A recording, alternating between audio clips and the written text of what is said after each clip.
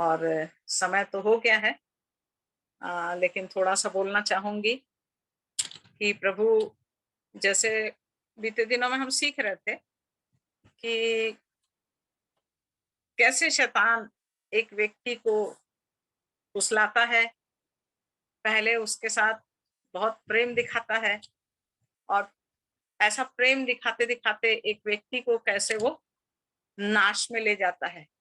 और यहूदा के जीवन से हमने देखा कि कैसे यहूदा की एक छोटी सी गलती उसके अंदर थैली रखने के कारण से पैसे का एक लालच उसके अंदर था, और वही लालच जो उसके जीवन में था, उसी पैसे के कारण से वो कैसे शैतान के हाथों में चला जाता है। यहूदा को नहीं मालूम था, ऐसा नहीं था। यहूदा जान रहा था, सारी बातों को जान रहा था। यहाँ तक उसने लास्ट में ये बोला कि मैंने निर्दोष को पकड़वाकर पाप किया है। परंतु जो यीशु मसीह के साथ रह रहा था पूरे समय, उसके संग संग उसके जीवन को देख रहा था, प्रभु के कामों को देख रहा था, आचरण व्यवहार चाल चलन सारी चीजें यहूदा के सामने खुली और बेपरद थी, क्योंकि चेले ही ऐसे थे जो 24 घंटे प्रभु के साथ साथ रहते थे। और साथ साथ रहने के बावजूद एक ऐसी चीज जो यहूदा को प्रभु से अलग कर दी, और वो उसका कारण ये था कि उसने पैसों से प्रेम किया और अपने परमेश्वर के प्रेम को उसने तुच्छ जान लिया। और यही बात जब उसके जीवन में आई तो उस सचमुच में उस एक 30 चांदी के सिक्के में से उसने उस एक चांदी के सिक्के को भी इस्तेमाल नहीं कर पाया। लालच से तो उस चांदी को वो ले लिया, उन पैसों के कारण ही यहूदा यीशु मसीह को बेच दिया, परंतु उस चांदी के सिक्कों में से एक भी वो अपने जीवन में इस्तेमाल नहीं कर सका। और यहाँ तक कि जब वो कह रहा था कि मैंने निर्दोष को पकड़वा के पाप किया, उस समय भी यदि यहूदा के मन में ये आ जाता कि नहीं, मैं गलती कर लिया हूं, एक बार वो अपने प्रभु के पास आ जाता और सिर्फ एक बार बोल देता कि मुझको माफ कर दे प्रभु, मुझसे गलती हो गया। उसकी उस सारी गलती को प्रभु यीशु मसीह माफ कर देता।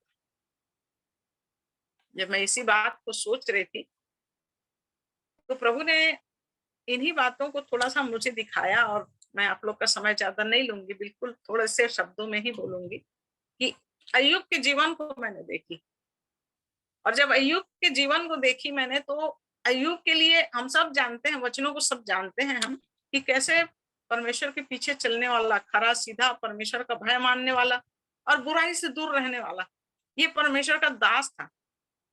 परंतु शैतान यहाँ पर परमेश्वर के पास जाके वो शैतान उससे कह रहा है कि परमेश्वर उसकी बात को कह रहा है तू कहाँ से आ रहा है। और जब वो कहता है कि मैं डोलते डालते आया हूँ, तो प्रभु कह रहा है कि तू मेरे दास पर ध्यान दिया है क्या।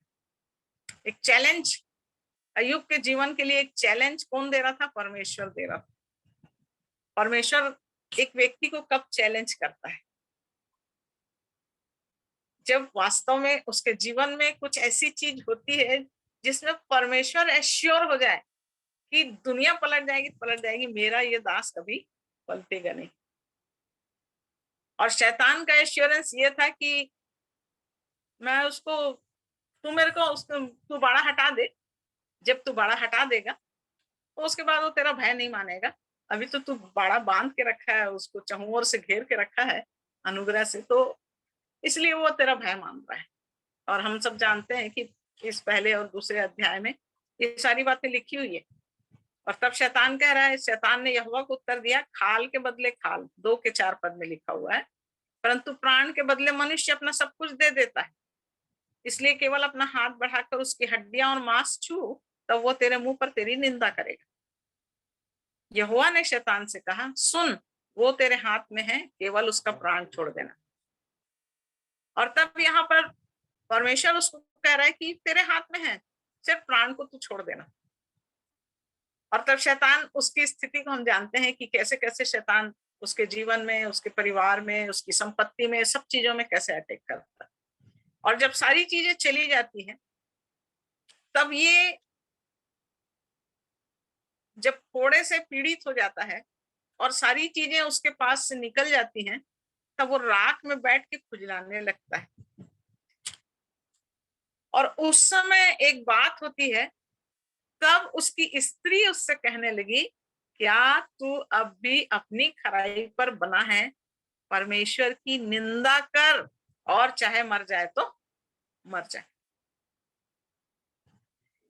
ये ये मनुष्य, ये स्त्री जो अय्यूब की स्त्री है, ये स्त्री बोल रही है। ये स्त्री नहीं बोल रही थी एक्चुअली, ये शैतान उससे बुलवा रहा था, ऐसा बोल। क्योंकि वो चाह रहा था कि यदि अय्यूब ऐसा बोल देगा तो शैतान उसको अपने कैप्चर में ले लेगा। लेकिन परमेश्वर का धन्यवाद कि अय्यूब के पास सच में जो जीवन परमेश्वर ने दिया था और जिसकी बात शैतान से परमेश्वर कर रहा था कि तू मेरे दास को देखा है क्या, यहाँ पर परमेश्वर का वो प्रेम विजयी हो गया। यहाँ पर अय्यूब कह रहा है कि तू एक मूढ़ स्त्री की सी बातें करती है। क्या हम जो परमेश्वर के हाथ से सुख लेते हैं दुख ना लें? इन सब बातों में भी अय्यूब ने अपने मुंह से कोई पाप नहीं किया। ये परमेश्वर का प्रेम कि उन सारी स्थिति में कुछ नहीं था अय्यूब के पास में, सब खत्म हो चुका था और शरीर भी फोड़ों से घावों से भर गया था। और ऐसी स्थिति में अय्यूब यहाँ कह रहा है कि उसने दिया उसने लिया, उसका नाम धन्य। उसने अपने मुंह से कोई पाप नहीं किया। यही कारण है कि एक व्यक्ति जो प्रभु के पीछे चलता है, शैतान उसकी परीक्षा नहीं लेगा ऐसा नहीं। शैतान विश्वासी के साथ जो प्रभु के जीवन को जी रहे हैं उनकी परीक्षा लेता है, वो छोड़ता नहीं। यहूदा बाहर का व्यक्ति नहीं था, यहूदा प्रभु के साथ साथ चल रहा था, घूम रहा था, वहां पहुंच गया वो। तो मैं और आप जब मसीह के जीवन को लेके चल रहे हैं तो हम कभी ये ना सोचें कि हम तो प्रभु के साथ चल रहे हैं। शैतान हमारे जीवन को प्रभु के साथ चलते चलते में भी हमारे जीवन को गिराने के लिए कई उपाय करता है। परंतु क्या हम अय्यूब के समान कहें कि सब बातों में जैसे अय्यूब ने अपने मुंह से पाप नहीं किया, तो हमको अपने आप को जांचना है कि हम शैतान की इस चाल में ना आए, परंतु हम अपने परमेश्वर की इच्छा में बने रहें और अपने मुंह से पाप नहीं करना। हमको अपने मुंह से पाप नहीं करना है। ये परमेश्वर का क्लेम हमारे जीवन में पूरा होना चाहिए कि वो जब कहे कि जा मेरे इस बच्चे के पास जा, और हमारे ऊपर चारों तरफ से संकट आए, मुसीबत आए, परंतु हमारे मुंह से पाप ना हो। प्रभु हमारी सहायता करे इस बात के लिए कि हम शैतान की चालाकियों को समझें कि वो हमको कैसे गिराना चाहता है। जब हम प्रभु के साथ साथ चलते हैं तो वो हमको, ऐसा नहीं कि हम प्रभु के साथ चल रहे हैं तो वो हमारे पास नहीं आएगा, वो आएगा। उस स्त्री के विषय में जो यूहन्ना 4 में जो वो स्त्री जो कुएं में पानी भरने के लिए आई, पूरी तरह से शैतान के काम से ग्रसित थी। वो पापों में डूबी हुई थी, गुनाहों का जीवन जी रही थी। लेकिन वो स्त्री जो है, वो जब प्रभु के पास वो कुएं में पानी भरने के लिए जब आती है और जब प्रभु से बातचीत होती है, तो यीशु मसीह कहता है कि यदि तू परमेश्वर के वरदान को जानती तो तू मुझसे मांगती और मैं तुझे जीवन का जल देता। शैतान के हाथों में हम बिके हुए हैं, पाप के हाथों में हम बिके हुए हैं, परंतु यीशु मसीह हमारे पास आता है। वो स्त्री नहीं आई थी, यीशु मसीह आया था उसके पास। स्वयं प्रभु यीशु मसीह उस कुएं में गए और प्रभु यीशु मसीह उस स्त्री से बात कर रहे थे। एक तरफ शैतान का जीवन चल रहा था, शैतान का काम चल रहा था, और एक तरफ प्रभु यीशु मसीह उस कुएं पर आकर बैठकर उस स्त्री से बात कर रहा था। आज सारा मनुष्य जाति जो है वो पाप के अंधकार में डूबा हुआ है, परंतु कुछ उस चीज को देने के पहले यीशु मसीह ने एक बात उससे कहा कि जा अपने पति को यहाँ बुला के ले आ। और जैसे ही वो इस बात को कहती है कि मेरे पास पति नहीं है, तो प्रभु यीशु मसीह ने उसके अंदर की एक सच्चाई को देखा कि ये झूठ नहीं बोल रही। और जैसे ही वो सच उसके सामने आता है, यीशु मसीह ने कहा तू सच कह रही।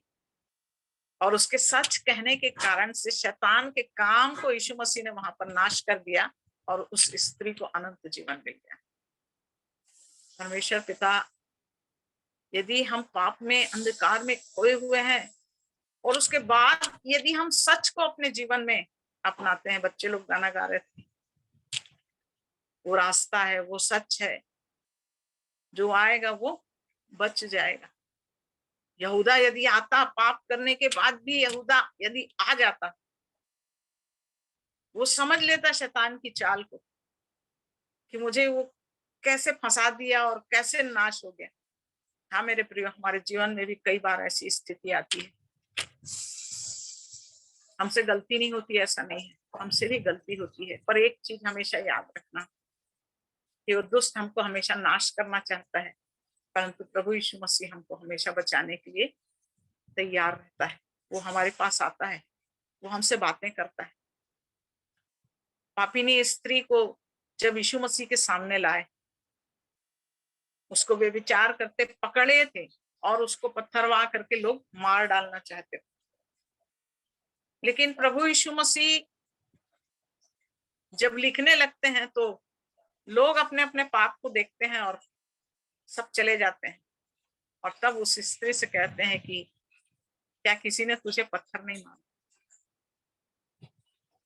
क्या मैं भी तुझे माफ करता हूं? यीशु मसीह क्यों उस स्त्री को माफ कर दिए? क्योंकि है उसने, यीशु मसीह आए ही इसीलिए कि मैं लोगों को उनके पापों से मुक्ति दूंगा। उसका नाम यीशु रखना, क्योंकि अपने लोगों को उसके पापों से छुड़ाएगा। यीशु मसीह के आने का मकसद यही था कि मनुष्य को उसके पापों से छुड़ाना।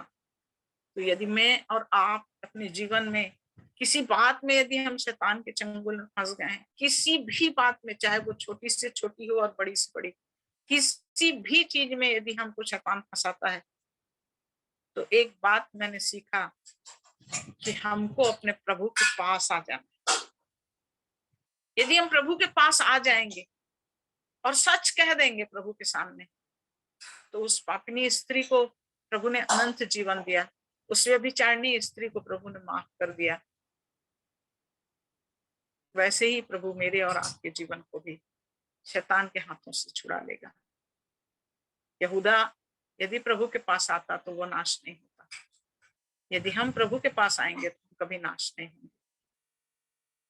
शैतान की चालाकियों को, उसकी चाल को हमको समझना है कि हमको कैसे उस दुष्ट के घेरे से अपने जीवन को निकाल करके अपने प्रभु के अनुग्रह के घेरे में आना है। और जब भी हमसे ऐसी कोई परिस्थिति, कोई बात ऐसी हमारे जीवन में होती है, तो हमको अपने यीशु मसीह के पास आकर अपने पापों को मान लेना है। तो प्रभु ने मुझे इन बातों को सिखाया। बीते दिनों में जब बेटे ने इन वचनों को रखा, मैं बहुत आशीषित हुई और मैं उस बात को विचार करने लगी कि कैसे सचमुच में शैतान के हाथों में आज सारा संसार पड़ा हुआ है। वचन भी कहता है पहले कि सारा संसार उस दुष्ट के वश में पड़ा हुआ है। वो वश में करने वाला है, वो मोह लेने वाला है, वो हमारे जीवन को नाश करने के लिए हर पल फाड़ खाने वाले सिंह के समान मुंह खोल के खड़ा रहता है। प्रभु हमें सहायता करे कि हम दुष्ट के हाथों से बचकर अपने प्रभु यीशु मसीह के हाथों में अपने जीवन को समर्पित करें। सो प्रभु इन वचनों के लिए, प्रभु की सहायता के लिए धन्यवाद करते हैं।